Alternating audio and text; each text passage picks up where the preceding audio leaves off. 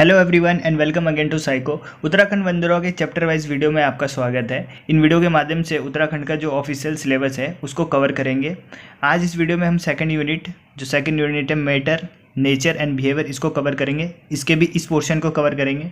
इसमें जितने भी वर्ड लिखे हैं, जितने भी टॉपिक लिखे हुए हैं, सब कुछ कवर कर दूंगा। इसमें से कुछ भी नहीं छूटेगा।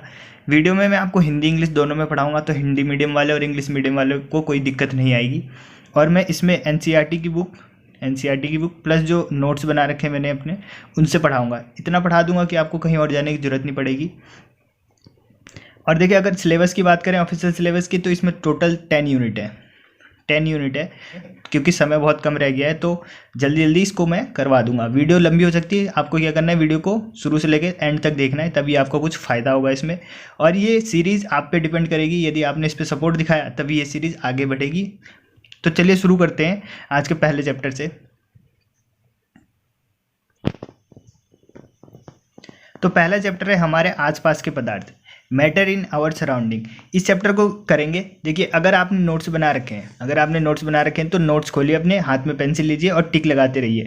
और जो मैं एक्स्ट्रा बताऊंगा उसको आपने ऐड करते रहना है। और यदि नोट्स नहीं बना रखा तो आपके पास यदि एनसीईआरटी की बुक है तो 9th क्लास की एनसीईआरटी की बुक लीजिए। उसमें जो पहला चैप्टर है मैटर इन आवर सराउंडिंग, हमारे आसपास के पदार्थ, उससे खोलिए और जो मैं बोलता रहूँगा उसे अंडरलाइन करते रहिएगा। ठीक है, इसमें आपका फ़ायदा होगा, आपको दोबारा मेहनत नहीं करनी पड़ेगी। ठीक है, तो चलिए शुरू करते हैं इस चैप्टर को, हमारे आसपास के पदार्थ।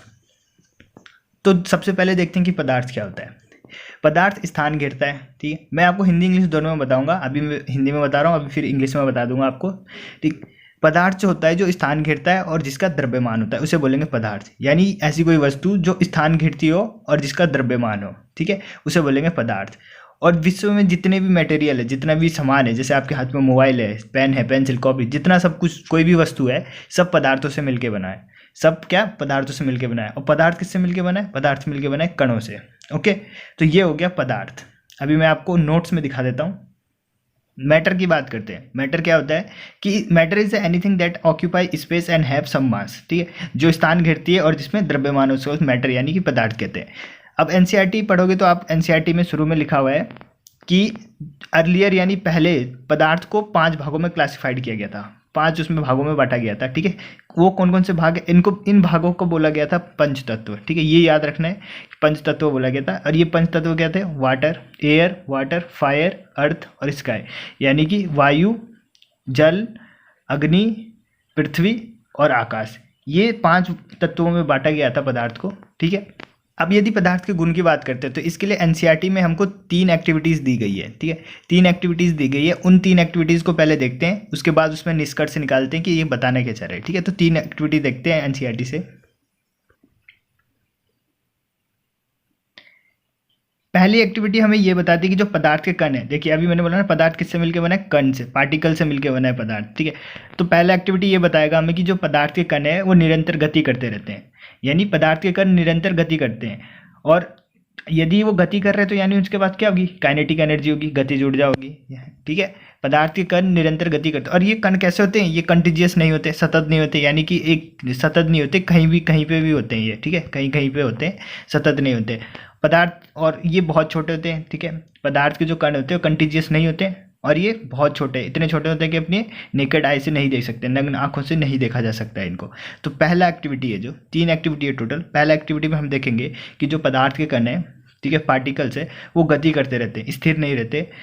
इस गति के कारण उनमें क्या होती है? काइनेटिक एनर्जी होती है। इस गति के कारण उनमें काइनेटिक एनर्जी होती है। और ये काइनेटिक एनर्जी क्या? ताप बढ़ाने पे बढ़ता है। ठीक है, ये याद रखना है आपको, ये मेन चीज़ है कि ताप बढ़ाने पे कणों की गति बढ़ती है। अब कणों की गति बढ़ेगी तो क्या? उनकी गतिज ऊर्जा भी बढ़ जाएगी। ओके, अब इसके लिए क्या करेंगे हम? इसके लिए एक एक्टिविटी करते हैं।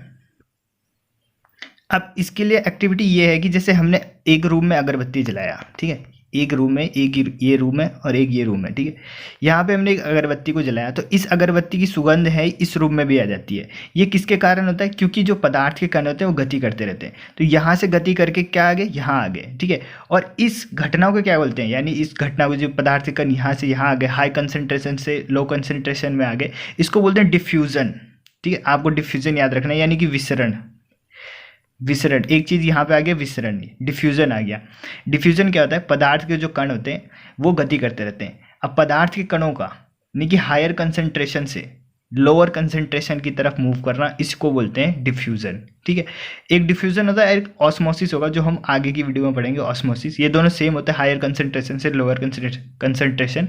बस जो ऑस्मोसिस होता है क्या होता है कि सेमी परमेबल झिल्ली आ जाती है। ठीक है, इसे तो हम बाद में डिस्कस करेंगे, ये अभी हम बस डिफ्यूज़न देख लेते हैं।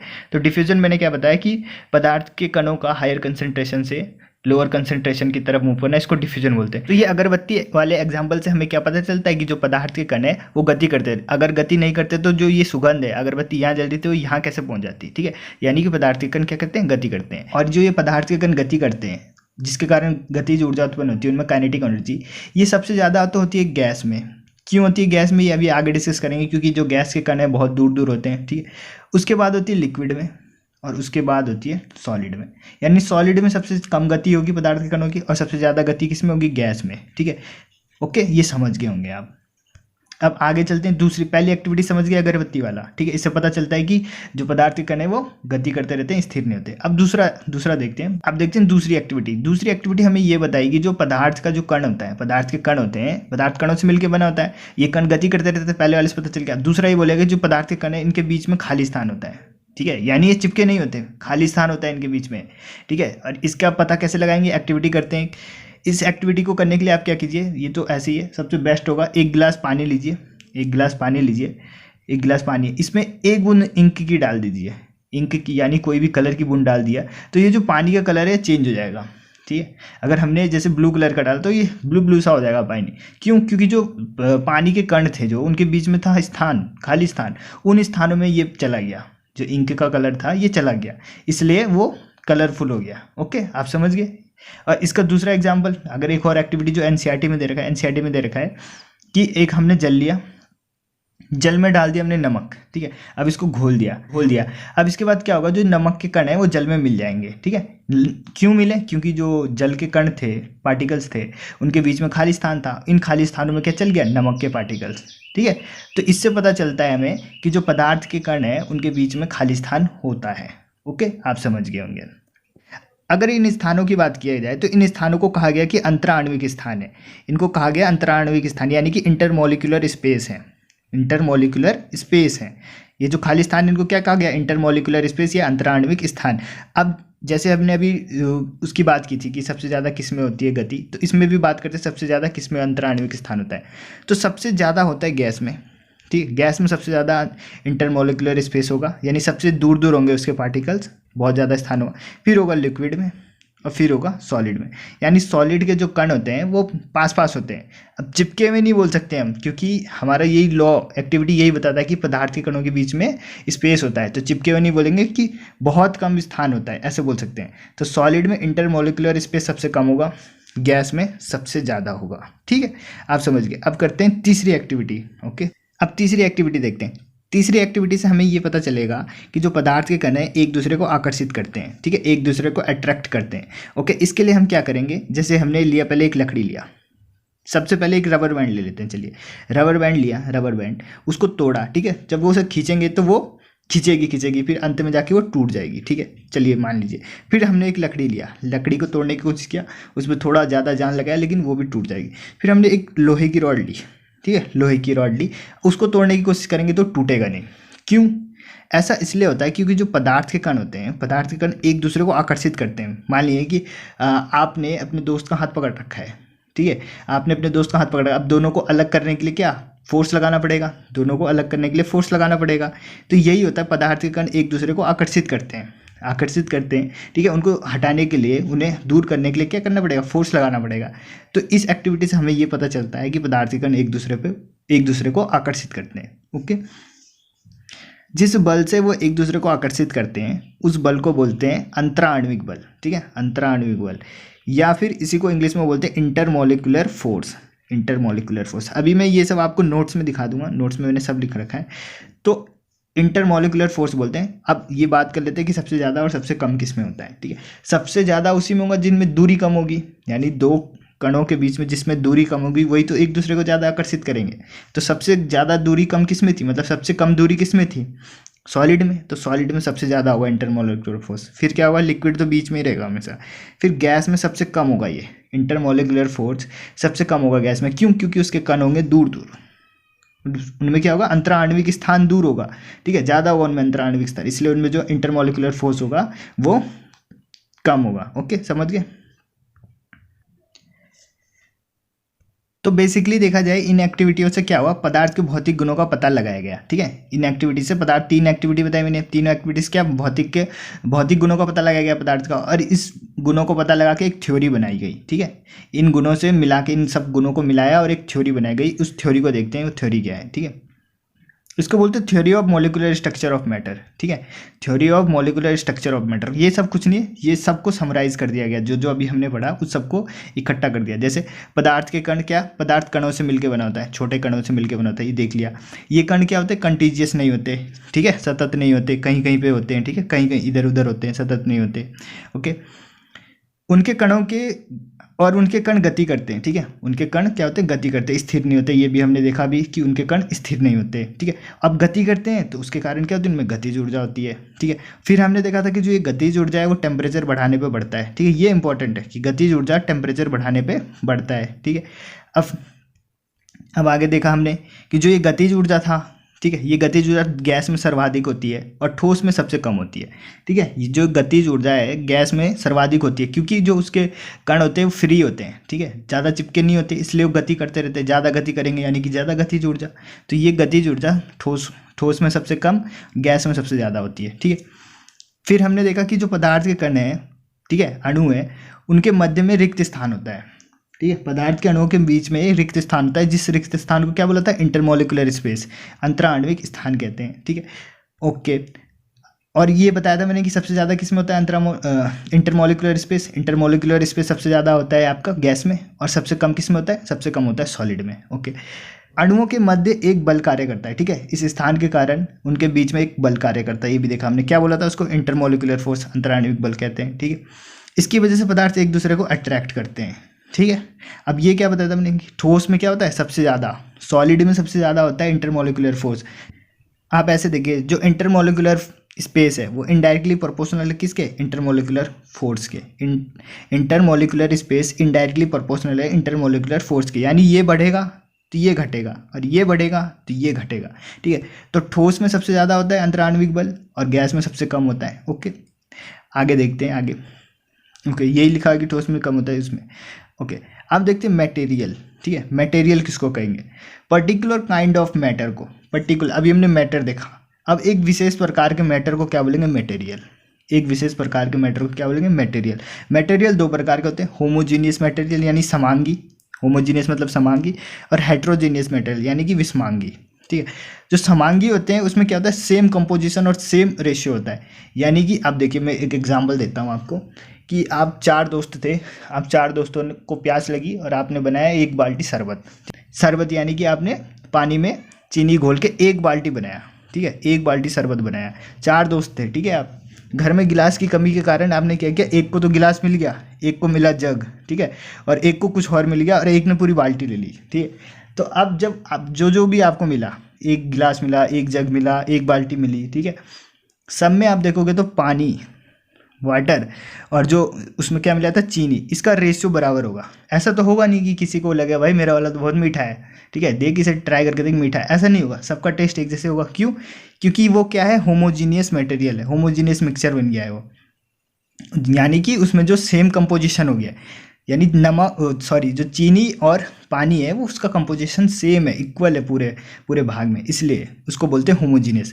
और हेट्रोजीनियस हो गया जिसमें डिफरेंट कंपोजिशन डिफरेंट रेशियो में हो, जैसे कि नमकीन होता है, मिक्सर वाली नमकीन होती है ना, जिसमें बादाम पड़े रहते हैं और भी पता नहीं बहुत। अब वो नमकीन लेके आए, अब नमकीन लेके आए, उसमें क्या करेंगे, एक एक मुट्ठी उठाई सबने, तो किसी के मुट्ठी में ज़्यादा 4 बादाम चले गए, किसी में 2 बादाम गए, किसी में गए ही नहीं, तो ये क्या हो गया, हेट्रोजीनियस। ओके, होमोजीनियस हेट्रोजीनियस समझ गए होंगे आप, ठीक है। आगे चलते हैं, अब देखते हैं physical classification of matter. Matter को हम 3 भागों में बांट सकते हैं, ठीक है, 3 उसमें क्या, सॉलिड, लिक्विड और गैस, ठीक है, ठोस, द्रव और गैस, इसमें बांट सकते हैं सब। अब देखते हैं, तीनों को डिटेल में अध्ययन करते हैं। अब सबसे पहले देखते हैं सॉलिड, ठीक है। सॉलिड का पहला पॉइंट है कि सॉलिड का निश्चित आयतन होता है, यानी निश्चित वॉल्यूम होता है उसका, और आकार भी उसका, जो साइज भी होता है वो निश्चित होता है, ठीक है। और साइज कहता होता है, रिजिड साइज होता है, रिजिड होता है यानी दृढ़ होते हैं, दबाने पे दबते नहीं, ठीक है, रिजिड। पहला हो गया कि उनका जो आकार होगा और आयतन होगा वो क्या होगा, निश्चित होगा, फिक्स्ड होगा, fixed volume and fixed shape. Okay. दूसरा कि नॉट कंप्रेसेबल, कि उनको दबाया नहीं जा सकता, संपीड्य नहीं है, वो दबा नहीं सकते। अब देखिए आप कुछ ठोस को दबा के देखिए, अब दबा नहीं पाओगे उसको, ठीक। थर्ड पॉइंट है कि कोई कंटेनर नहीं चाहिए होता है इनको होल्ड करने के लिए, ठीक। जैसे पानी को होल्ड करने के लिए क्या चाहिए हमें, एक बर्तन चाहिए कोई, ठीक है। हाथ में तो रख नहीं सकते पानी, या फिर कहीं पे रख देंगे वो वहीं पे रुक जाएगा, उसको होल्ड करने के लिए एक बर्तन चाहिए, लेकिन ठोस को होल्ड करने के लिए कोई बर्तन नहीं चाहिए। Okay. Diffusion tendency is nil, diffusion मैंने अभी आपको बताया कि जो पार्टिकल्स होते हैं उसका हायर कंसंट्रेशन से लोअर कंसंट्रेशन की तरफ जाना, इसको बोलते हैं डिफ्यूजन। तो ठोस में कैसे हो जाएगा डिफ्यूजन, ठीक है। ठोस ऐसा थोड़ी ना कि आपने यहाँ पे एक ठोस रखा तो ये बह के या उड़ के यहाँ पे आ जाए इसके कुछ पार्टिकल, ऐसा नहीं होता। कि ठोस में बिल्कुल ही कम होता है, डिफ्यूजन होता ही नहीं है। तो ठोस में डिफ्यूजन होता नहीं। डिफ्यूजन किस में होता है, एक तो वाटर में होता है और एक गैस में होता है डिफ्यूजन। सबसे ज़्यादा डिफ्यूजन की बात करें, सबसे ज़्यादा डिफ्यूजन किस में होगा, गैस में होगा। ओके। और सबसे कम की बात करें तो सबसे कम किस में होगा, सबसे कम होगा आपका ठोस में। ओके। अगला पॉइंट देखते हैं। अगला पॉइंट है कि अणु जो इनके पार्टिकल्स होते हैं वो बहुत पास पास होते हैं, ठीक है। अभी मैंने आपको बताया, मतलब एक प्रकार से पैक्ड होते हैं, ठीक है। लेकिन ऐसा नहीं बोल सकते कि बिल्कुल चिपके होते हैं, उनके बीच में स्थान नहीं होता, स्थान होता है लेकिन बहुत कम स्थान होता है, बहुत कम। ओके। ओके। अगला पॉइंट देखते हैं कि जो इनका इंटरमोलिकुलर स्पेस होता है, इंटरमोलिकुलर स्पेस बहुत कम होता है, ठीक है। पास पास होते हैं यानी इंटरमोलिकुलर स्पेस, अंतराण्विक स्थान है जो बहुत कम होगा। अब अंतराण्विक स्पेस कम होगा तो इंटरमोलिकुलर फोर्स सर्वाधिक होगा। सबसे कम इनमें इंटरमोलिकुलर स्पेस होता है और सबसे ज़्यादा इंटरमोलिकुलर फोर्स होता है। ओके। बहुत कम गतिज ऊर्जा होती है, ठीक है। काइनेटिक एनर्जी बहुत कम क्यों होती है आप समझ गए होंगे, क्योंकि इसके पार्टिकल्स हैं जो लगभग पास पास होते हैं, पैक्ड होते हैं, इसलिए वो गति कर नहीं सकते। ओके। लेकिन बिल्कुल नहीं कर सकते ये भी नहीं बोल सकते, क्योंकि हमने पढ़ा कि जो पार्टिकल्स होते हैं मैटर के वो गति करते रहते हैं, स्थिर नहीं रहते। ओके। अगला पॉइंट देखते हैं। अगला पॉइंट है कि जो घनत्व है यानी डेंसिटी है, डेंसिटी सबसे ज़्यादा होती है। डेंसिटी, अब देखिए घनत्व को समझते हैं, घनत्व क्या होता है। एक कंटेनर लिया हमने, ठीक है, इसमें कितना घना है, कोई मान लीजिए इसमें हमने 20 आदमियों को भर दिया, 20 आदमियों को भर दिया, जबकि 20 आदमियों की जगह है इसमें हमने 20 आदमी भर दिया तो ठीक है। अब इसमें मैं 50 को भर दूंगा, 50 को भर दूंगा तो क्या होगा, सब एक दूसरे से चिपके चिपके से होंगे, चिपके चिपके। इसको क्या बोलेंगे, घना बोलेंगे, घने लोग हैं।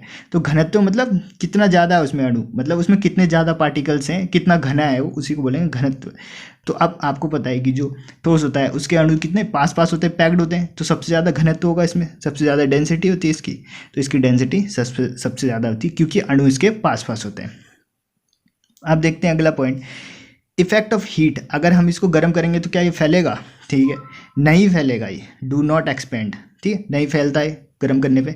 अब ये नई चीज़ मिलेगी आपको, number of surfaces. Number of surface कितने होते हैं, तो इसमें कोई लिमिट नहीं हो सकता, कितने भी सरफेस हो सकते हैं, ठीक है। नंबर ऑफ सरफेस कितने भी हो सकते हैं, ये आपको याद करना होगा, नंबर ऑफ सरफेस कितने होते हैं, नो लिमिट।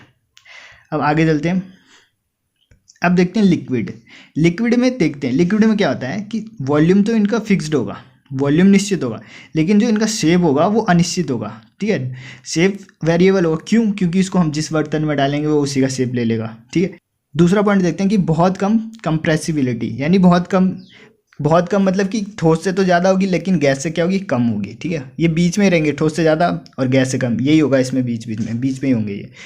अगला देखते हैं, होल्ड करने के लिए इनको कंटेनर की आवश्यकता होती है, ठीक है, इनको होल्ड करने के लिए कंटेनर की होती है, बिल्कुल सही बात।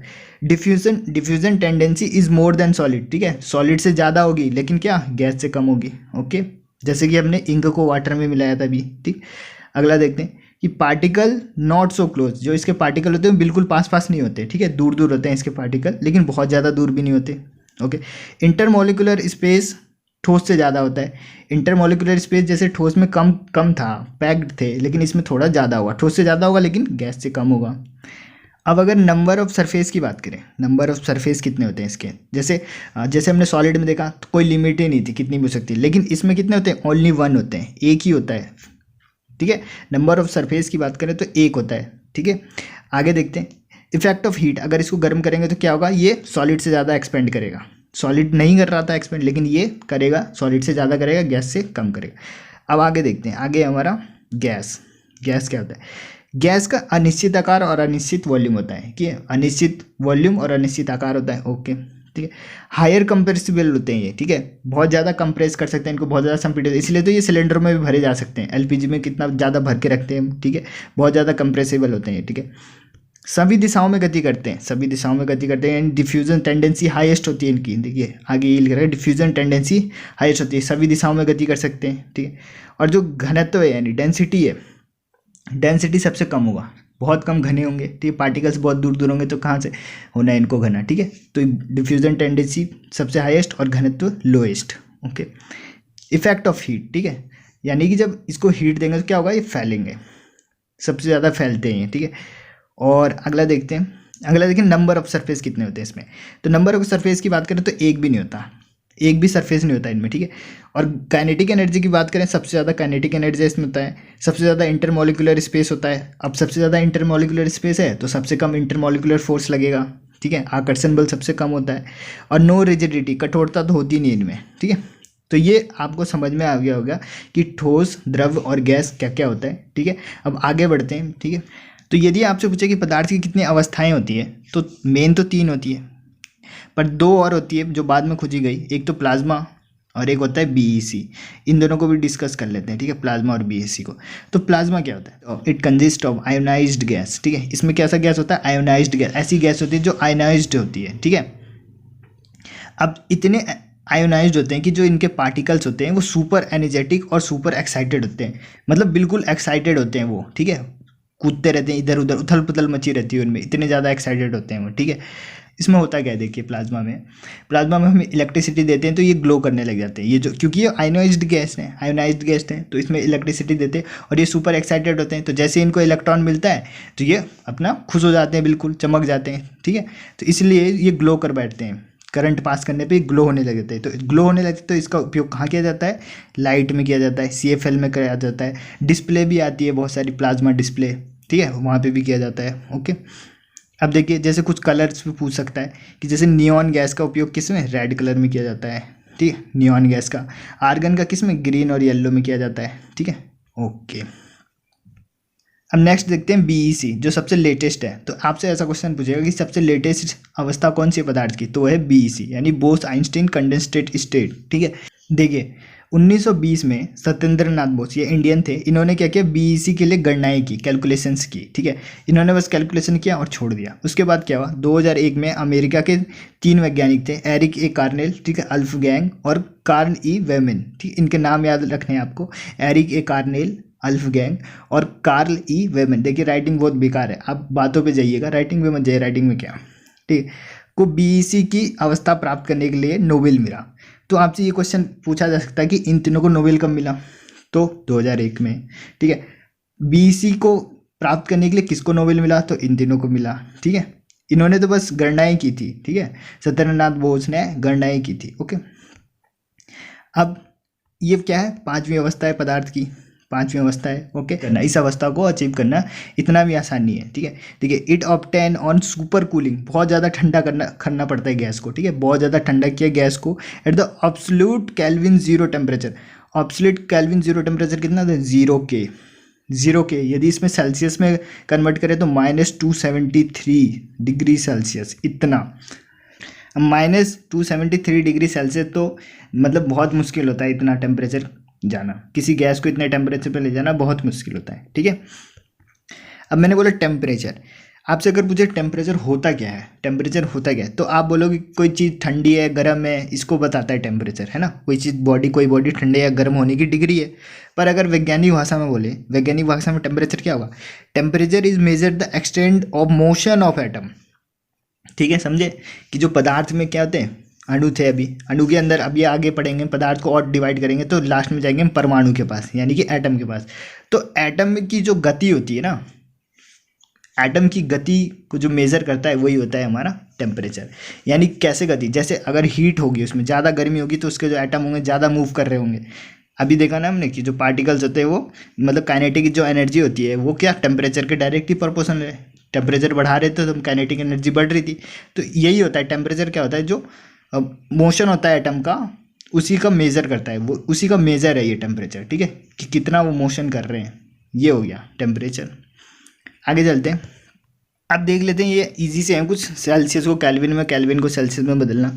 यदि सेल्सियस में बदलना है आपको, केल्विन में कुछ दे रखा है, ठीक है, 273 से उसमें क्या कर देंगे, माइनस कर देंगे, ठीक है।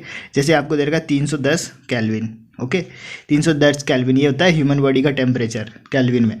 अब इसको निकालना है सेल्सियस में, तो क्या करेंगे इसमें से 273 घटा देंगे, ठीक है 310 माइनस 273, ओके तो ये कितना होगा 37 डिग्री सेल्सियस ये आ गया। और आपको जब केल्विन में करना है, सेल्सियस में दे रखा है केल्विन में करना है, तो आपको क्या करना है इसमें ऐड करना है, ठीक है 37 डिग्री सेल्सियस दे रखा है, इसको केल्विन में करना है तो 273 इसमें ऐड कर देना है, ठीक है तो ये आ जाएगा केल्विन में। ओके ये हो गया।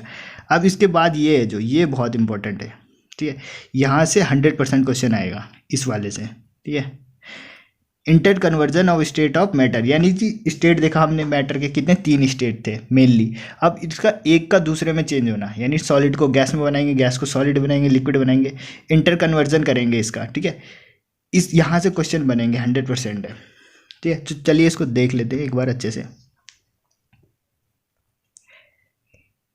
इसको बड़ा कर देता हूँ मैं। देखिए सबसे पहले देखते हैं ये सॉलिड है, सॉलिड में देखिए पार्टिकल्स बहुत पास है, लिक्विड में फिर थोड़े से दूर है और गैस में तो बहुत दूर है, ठीक है। पहले यहाँ से देखते हैं सॉलिड है, सॉलिड को हमने बनाना है लिक्विड, ये लिक्विड बनाना है, सॉलिड को लिक्विड बनाना है, सॉलिड को लिक्विड बनाएंगे। जैसे हमने मान लिया आइस है, आइस क्या है सॉलिड, इसको आपको लिक्विड बनाना है तो क्या करेंगे इसको गर्म कर देंगे, लिक्विड बन जाएगा, ठीक है। तो इसको क्या करेंगे हीट से, ये याद रखना है आपको क्या करना है हीट करेंगे इसको, सॉलिड को लिक्विड बनाना है तो हीट कर देंगे। अब लिक्विड को बनाना है सॉलिड, तो पानी को आपको बर्फ़ बनाने क्या करोगे आप उसको जमा दोगे, तो ये हो गया फ्रीज करेंगे। तो आप समझ गए पहला ये वाला समझ गए कि सॉलिड को लिक्विड में करना है तो करेंगे हीट, और लिक्विड को सॉलिड में करना है तब करेंगे उसे फ्रीज। ओके अब देखते हैं लिक्विड को गैस बनाना है, ठीक है लिक्विड है कोई, लिक्विड को गैस बनाना है क्या करेंगे उसको गर्म करेंगे, उबालेंगे और वो उसका वेपर बन जाएगा, वेपराइजेशन हो जाएगा यानी वाष्पीकरण करेंगे उसका। तो इसमें क्या करेंगे लिक्विड को गैस बनाना है तो उसके लिए क्या करेंगे वेपराइजेशन वाष्पीकरण करेंगे, ठीक है। अब गैस को बनाना है लिक्विड, गैस को बनाना है लिक्विड जो कि बीईसी में भी हम यही करते हैं, जो बोस आइंस्टीन कंडेंस स्टेट है उसमें भी यही करते हैं, बहुत कम टेम्परेचर करते हैं उसका और गैस को क्या बना देते हैं लिक्विड बना देते हैं उसमें भी, ठीक है। तो इसमें देखते हैं गैस को हमने बनाना है लिक्विड तो क्या करेंगे उसका कंडेंसेशन करेंगे, ठीक है कंडेंसेशन करेंगे, कंडेंसेशन यानी संघनन बोलते हैं शायद इसको हिंदी में, संघनन करेंगे इसका कंडेंसेशन करेंगे, गैस को कंडेंसेशन करेंगे तो वो बन जाएगा लिक्विड। ओके अब लिक्विड अब देखते हैं सॉलिड और गैस का, ठीक है सॉलिड और गैस का इंटर कन्वर्जन देखते हैं। सॉलिड को अगर गैस में करेंगे आपको पता है ये तो बहुत इंपॉर्टेंट है, सॉलिड को सीधे गैस में बनाना है तो ये होता है सब्लिमेशन, यहाँ से तो कितनी बार क्वेश्चन पूछा गया है सब्लिमेशन। और गैस को करना है सॉलिड बनाना है तो डिपोजिशन करेंगे, ठीक है तब क्या करेंगे डिपोजिशन करेंगे, ठीक है। एक बार हिंदी में देख लेते हैं इसको, तो अंतरा रूपांतरण देख लेते हैं, ठीक है अंतरा रूपांतरण बोलते हैं हिंदी में इसको, हिंदी में एक बार देख लेते हैं कि द्रव को यानी यहाँ से देखते हैं ठोस को हमने बनाना है द्रव, ठीक है यानी कि ठोस को बनाना है हमने, सॉलिड को बनाना है लिक्विड तो क्या करेंगे गर्म करेंगे उसको, ठीक है उसको गलन करेंगे संगलन करेंगे, और जब इसको ठोस बनाना है तो इसको क्या करेंगे जमाएंगे फ्रीज करेंगे। ओके और ठोस को बनाना है गैस, उसके लिए अभी क्या बताया हमने सब्लिमेशन यानी ऊर्ध्वपातन करेंगे ठोस से सीधे गैस, गैस को बनाना है ठोस तो इसके लिए क्या करेंगे हमने डिपोजिशन या ऊर्ध्वपातन फिर लिख रखा है डिपोजिशन करेंगे, ठीक है डिपोजिशन। ओके अब गैस को बनाना है द्रव, गैस को द्रव बनाना है संघनन यानी कि कंडेंसेशन, और द्रव को गैस बनाना है तो वेपराइजेशन वाष्पीकरण, ठीक है। तो आपको ये याद होना चाहिए, ये वाला डायग्राम आपको याद होना चाहिए। ओके नेक्स्ट चलते हैं हम आगे, चलिए आगे देखते हैं। यदि आपको वीडियो यहाँ तक पसंद आ रही है तो एक लाइक कर दीजिए वीडियो को। नेक्स्ट आगे देखते हैं लेटेंट हीट। लेटेंट हीट क्या होता है, गुप्त ऊष्मा बोलते हैं हिंदी में लेटेंट हीट। अब देखिए जब हम इसको चेंज कर रहे थे सॉलिड से लिक्विड, लिक्विड से गैस, ये सब कर रहे हैं तो इस टाइम क्या होता है एनर्जी रिलीज होती है या फिर रिक्वायर होती है, यानी एनर्जी को ऑब्जॉर्ब किया जाता है या फिर रिलीज कर दिया जाता है। तो जो एनर्जी रिक्वायर्ड होती है यानी जो चाहिए होती है या फिर जो निकलती है एनर्जी उस टाइम, उसी को बोलते हैं लेटेंट हीट, ठीक है। ये लिखा है it is the amount of heat, ठीक है हीट यानी कि ऊष्मा जो निकलती है रिलीज्ड और absorb during the change of the state of the substance, ठीक है जब इसको स्टेट में चेंज करते हैं एक स्टेट से दूसरे स्टेट, तब जो हीट निकलती है या फिर जो रिक्वायर्ड होती है उसको बोलते हैं हम लेटेंट हीट। अब देखते हैं लेटेंट हीट। अब और देख लेते हैं एक मेल्टिंग पॉइंट देख लेते हैं। मेल्टिंग पॉइंट क्या होता है यानी गलनांक, ठीक है जिस तापमान पर और वायुमंडलीय दाब पे रखना है, ठीक है एटमॉस्फेरिक प्रेशर पे रखना है। प्रेशर क्या रहेगा एटमॉस्फेरिक प्रेशर, और जिस तापमान पर जो ठोस है यानी सॉलिड पिघल कर क्या बन जाएगा द्रव, जिस तापमान पर सॉलिड पिघल के लिक्विड बन जाएगा उसी को बोलेंगे मेल्टिंग पॉइंट। ओके समझ गए होंगे। आगे देखते हैं क्वथनांक यानी कि बॉइलिंग पॉइंट, बॉइलिंग पॉइंट मतलब उबलना, ठीक है। तो जिस तापमान पे क्या द्रव उबलने लग जाए, जिस तापमान पे, और प्रेशर कितना रखना है, एटमॉस्फेरिक प्रेशर पे रखना है, ओके।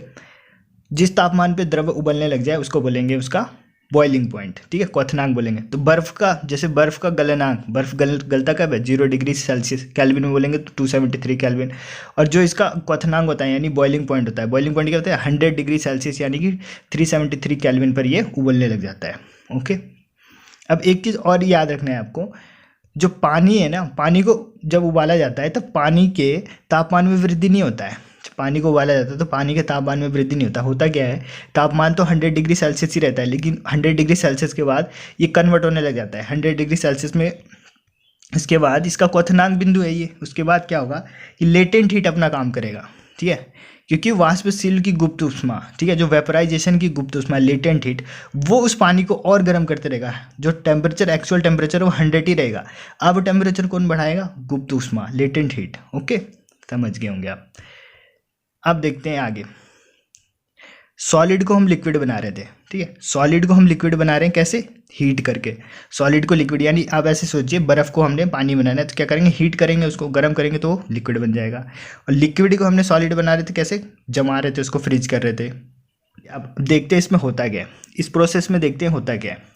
सॉलिड को जब गर्म करते हैं तो उसके कणों को एनर्जी मिलती है, ठीक है, उसके पार्टिकल्स को एनर्जी मिलेगी जब उसको हम गर्म करेंगे। अब गर्म करेंगे, एनर्जी मिलेगी, आपको पता है काइनेटिक एनर्जी होती है कणों, अणु में, तो पार्टिकल्स में क्या होती है, काइनेटिक एनर्जी। अब जैसे हम टेम्परेचर देंगे, उसको उष्मा देंगे, तो क्या होगा, उसका जो काइनेटिक एनर्जी वो बढ़ने लग जाएगा, ठीक है, जिससे इंटरमोलिकुलर स्पेस क्या होगा, बढ़ेगा, उनके बीच की दूरी बढ़ेगी, ठीक है। और जो फोर्स है वो घटता है, फोर्स घटता है, दूरी बढ़ेगी, फोर्स घटेगा, और सॉलिड क्या हो जाएगा, लिक्विड में बदल जाएगा। सॉलिड क्या होगा, लिक्विड में बदल जाएगा, ओके, समझ गए। अब यहाँ पे एक चीज़ आता है कि लेटेंट हीट ऑफ फ्यूजन या फिर मेल्टिंग पॉइंट, यानी संगलन की गुप्त उष्मा, हिंदी में बोलेंगे संगलन की गुप्त उष्मा, और लेटेंट हीट ऑफ फ्यूजन या फिर मेल्टिंग पॉइंट।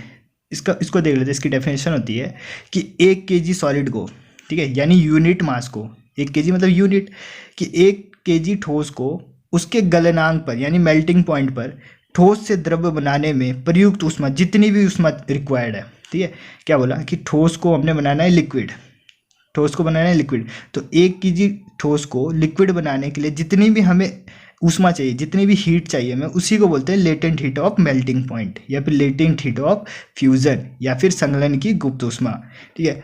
अब ये वैल्यू आपको याद करनी है कि जो आइस के लिए होती है, बर्फ़ को अगर हमें गलाना है तो कितनी लेटेंट हीट चाहिए उसको, तो इसको चाहिए 3.34 × 10⁵ किलो जूल पर ग्राम, ठीक है, किलो जूल पर ग्राम, ओके, ये हो गया।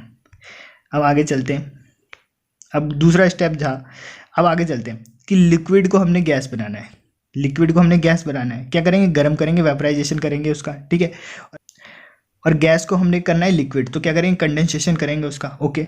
अब नेक्स्ट फिनोमेना है हमारा लेटेंट हीट ऑफ वेपराइजेशन, ठीक है, लिक्विड को हम गैस में बना रहे हैं, क्या करें, गर्म कर रहे हैं, और उसको क्या कर रहे हैं, वेपराइजेशन कर रहे हैं उसका, ठीक है, वेपराइजेशन कर रहे हैं। तो लेटेंट हीट ऑफ वेपराइजेशन क्या होता है, अब देखते हैं। 1 kg द्रव को यानी लिक्विड को गैस में बदलने के लिए पर्याप्त उष्मा, जितनी भी हीट चाहिए, 1 kg लिक्विड को गैस में बदलना है हमें, जितने भी उसको हीट चाहिए गर्म करने के लिए, उसको बोलेंगे लेटेंट हीट ऑफ वेपराइजेशन। और इसका मान कितना, जैसे पानी को हमने गैस बनाना है तो क्या कितना होता है इसकी वैल्यू, 22.6 × 10⁵ जूल पर kg, ठीक है, ये जूल पर kg है, ओके, ये हो गया। अब नेक्स्ट है कि कंडेंसेशन। अब कंडेंसेशन मैंने आपको पीछे बता दिया कि क्या होता है, जब हम उसको गैस से क्या बनाते हैं, लिक्विड बनाते हैं, तब कंडेंसेशन होता है। और ये कैसे होता है, उसको कूल करके, ठीक है, ठंडा करके, ओके।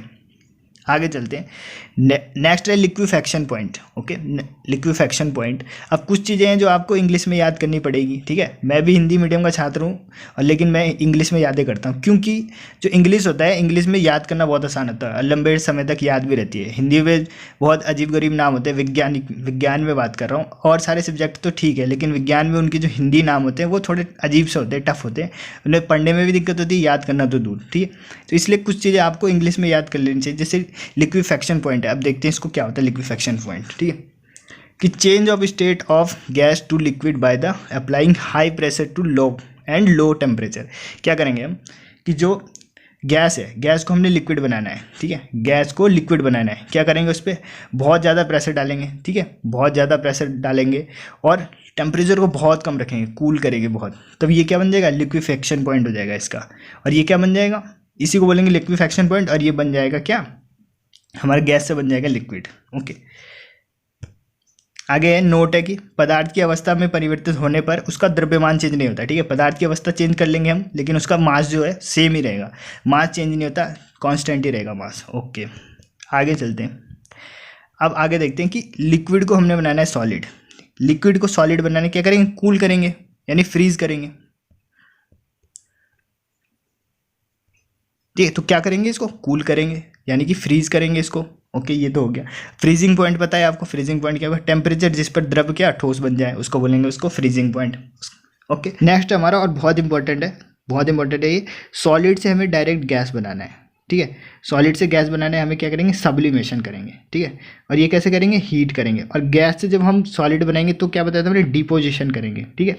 सब्लिमेशन देख लेते हैं अब, सब्लिमेशन क्या होता है, ऊर्ध्वपातन बोलते हैं इसे हिंदी में। आगे देखते हैं। अब इसमें दो चीज़ें हैं, एक तो सब्लाइम और एक है सब्लिमेट। इसको समझते हैं, इसको ऐसे समझाता हूँ, एक एग्जांपल ले लेता हूँ। जैसे हमने एक कपूर ले लिया, ठीक है, कपूर ले लिया। अब ये कपूर है, ये ठोस होगा शुरू में, जब इसको हम गर्म करेंगे तो ये सीधे गैस बन जाएगा, ठीक है, गैस बन जाएगा। ये गैस वाला कपूर है, इधर गैस वाला, और ये सॉलिड कपूर है। तो ये जो सॉलिड वाला था, जो इनिशियल था, शुरू में जो था, वो तो हो गया सब्लिमेट। क्या, जो इसकी ठोस अवस्था थी सॉलिड, वो तो हो गया सब्लिमेट। और ये जो गैस अवस्था बन गई है इसकी, ये हुआ सब्लाइम। ये क्या हो गया, सब्लाइम। तो समझ गए सब्लिमेट और सब्लाइम क्या होता है, ठीक है। यही लिखा हुआ है यहाँ पे, गैसीय अवस्था जो ठोस के सब्लिमेशन से बना हुआ, ठीक है, गैसीय अवस्था होता है। और सब्लिमेट जो ठोसीय अवस्था होता है, ठीक है, जो गैसीय अवस्था में बनेगा, ठीक है, वो हो गया सब्लिमेट। और इस प्रोसेस को क्या बोलते हैं, सब्लिमेशन बोलते हैं। अब मेन चीज़ है, इसके एग्जाम्पल आपको याद होने चाहिए। कपूर हो गया, नेफ्थलीन हो गया, अमोनियम क्लोराइड हो गया, आयोडीन हो गया, और क्या हो गया, एक CO2, ठोस CO2 हो गया, ये लिखा हुआ नीचे, ठोस CO2। ये सारे इसके एग्जाम्पल हो गए सब्लिमेशन के। आगे चलते हैं, आगे चलते हैं इवापोरेशन यानी वाष्पीकरण। वाष्पीकरण देख लेते हैं, ठीक है। अभी लास्ट में आपको सिलेबस भी दिखाऊंगा कि हमने ये पढ़ लिया है, ठीक है, तो वहाँ पे भी आपको ये सब देखने को मिलेगा। अब है इवापोरेशन, ठीक है। इवापोरेशन देखिए, इवापोरेशन क्या होता है, जब लिक्विड को हम गर्म करके क्या बना रहे थे, गैस बना रहे थे, हीट कर रहे थे, ठीक है, तब हो रहा था। और ये किस पे होता है, क्वथनांक से नीचे होता है, यानी बॉइलिंग पॉइंट से नीचे उसको इतना हीट करना है, लेकिन किससे, बॉइलिंग पॉइंट से नीचे हीट करेंगे तभी उसका वेपराइजेशन होगा, ठीक है। अब वेपराइजेशन तो ये हो गया। अब ये है मेन, ये बहुत इंपॉर्टेंट है, बहुत ज़्यादा इंपॉर्टेंट है ये चार चीज़ें, कि जो इवापोरेशन की क्रिया है, वाष्पीकरण की क्रिया है, वो किन चीज़ों पे डिपेंड करती है। तो टोटल 4 चीज़ों पे डिपेंड करती है। ये मैंने शायद अपने क्वेश्चन आंसर वाले में भी करवाया था आपको, कि 4 चीज़ों पे डिपेंड करती है इवापोरेशन की क्रिया। देख लेते हैं कौन कौन सी। एक तो सरफेस एरिया पे, और आपको पता होना चाहिए कि जो वाष्पीकरण है, इवापोरेशन क्रिया एक सतही घटना है, ठीक है, इस पर भी क्वेश्चन बनता है, कैसी घटना है, एक सतही घटना है। ओके, तो ये सबसे पहले करता है सरफेस एरिया पे, जितना ज़्यादा सरफेस एरिया होगा उतना ज़्यादा वाष्पीकरण होगा, ठीक है, तो डायरेक्टली प्रोपोर्शनल होगा। टेम्परेचर पे करेगा, जितना ज़्यादा टेम्परेचर उतना ज़्यादा वाइब्रेशन, ठीक है, तो डायरेक्टली प्रोपोर्शनल। ह्यूमिडिटी के इनडायरेक्टली प्रोपोर्शनल होता है, यानी कि आर्द्रता, ह्यूमिडिटी उसके इनडायरेक्टली प्रोपोर्शनल होगा, इन्वर्सली प्रोपोर्शनल, यानी ह्यूमिडिटी जितनी ज़्यादा इन्वायरमेंट में उतना कम इवापोरेशन होगा। स्पीड ऑफ एयर के डायरेक्टली प्रोपोर्शनल होता है, हवा की गति के, ठीक है, हवा की गति चल रही है उसके भी डायरेक्ट, जितनी ज़्यादा हवा चलेगी उतना ज़्यादा इवापोरेशन होगा, ठीक है। अब ये है एक टॉपिक, ये मैंने आपको क्वेश्चन आंसर में करवा दिया था ऐसे, कि कूलिंग बाय इवापोरेशन, वाष्पीकरण से शीतलता, ठीक है। देखिए इसमें क्या होता है, कूलिंग बाय इवापोरेशन में, कि जो अधिक एनर्जी वाले कण होते हैं वो उड़ जाते हैं और ठंडे कण नीचे रह जाते हैं, जिसकी वजह से कूलिंग होती है। ये क्वेश्चन ऐसा आया था आपको क्वेश्चन में, कि एसीटोन को हाथ पर डालने से ठंडा लगता है, क्यों, ऐसा क्यों होता है, क्योंकि जो एसीटोन होता है, जो हाथ पे जो गर्म पार्टिकल होते हैं, ठीक है, हाथ में जो ऊष्मा होती है, गर्म होते हैं, उसको लेकर उड़ जाता है, वाष्प में परिवर्तित हो जाता है। ओके, उसको लेकर वाष्प में परिवर्तित होता है, और जिससे नीचे क्या ठंडे कण, जो ठंडे पार्टिकल्स हैं वो रह जाते हैं, जिससे हमें क्या ठंडक महसूस होती है। अब इसके एप्लीकेशंस देखते हैं, एप्लीकेशंस क्या है इवापोरेशन के, ठीक है। पहला हो गया कि गर्मियों में सूती वस्त्र पहनते हैं हम इसी के कारण, ताकि जो इवापोरेशन है वो ज़्यादा हो, ठीक है। सूती कपड़ा क्या होता है, पानी को सोखता है और फिर वो वाष्प में बन जाता है। गर्मियों में मैदान पे पानी डालते हैं, ठीक है, मैदान के सामने पानी डालते हैं, ठीक है, जिससे कि क्या होता है, वो ठंडा हो जाता है, इवापोरेशन, गर्म पार्टिकल्स उड़ जाते हैं नीचे, ठंडा बचता है, ठीक है।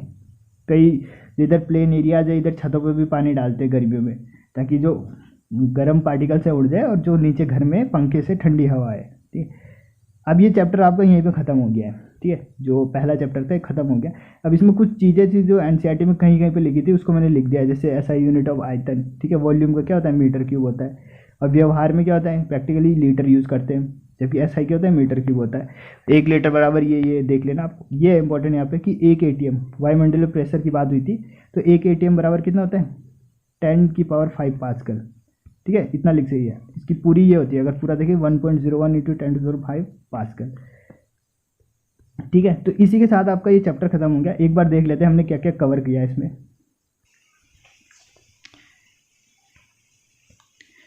तो देखिए इसमें हमने क्या क्या किया, डेफिनेशन ऑफ मैटर कर लिया। ठीक है, मैटर को डिफाइन कर लिया, सॉलिड लिक्विड गैस हो गया। ठीक है, कैरेक्टर्स देख लिया हमने, उसके शेप, वॉल्यूम, डेंसिटी, क्या इफेक्ट पड़ता है, ये सब देख लिया। अब देखिए चेंज ऑफ स्टेट, ये भी कर लिया हमने कि सारे चेंज ऑफ स्टेट, फ्रीजिंग देख लिया, अब्जॉर्प्शन ऑफ हीट देख लिया, यानी लेटेंट हीट की बात हो रही है, इवापोरेशन देख लिया, कूलिंग बाय इवापोरेशन ये भी देख लिया हमने, कंडेंसेशन देख लिया, सब्लिमेशन देख लिया। तो ये पूरा हो गया आपका खत्म। ठीक है, आप बताइए कमेंट के माध्यम से कैसे लगी आपको वीडियो, और कुछ सीखने के लिए मिला हो तो वीडियो को जरूर लाइक करें, और आपके सपोर्ट पे डिपेंड करेगी ये सीरीज़ आगे। ठीक है, तो चलिए मिलते हैं नेक्स्ट वीडियो में। जय हिंद।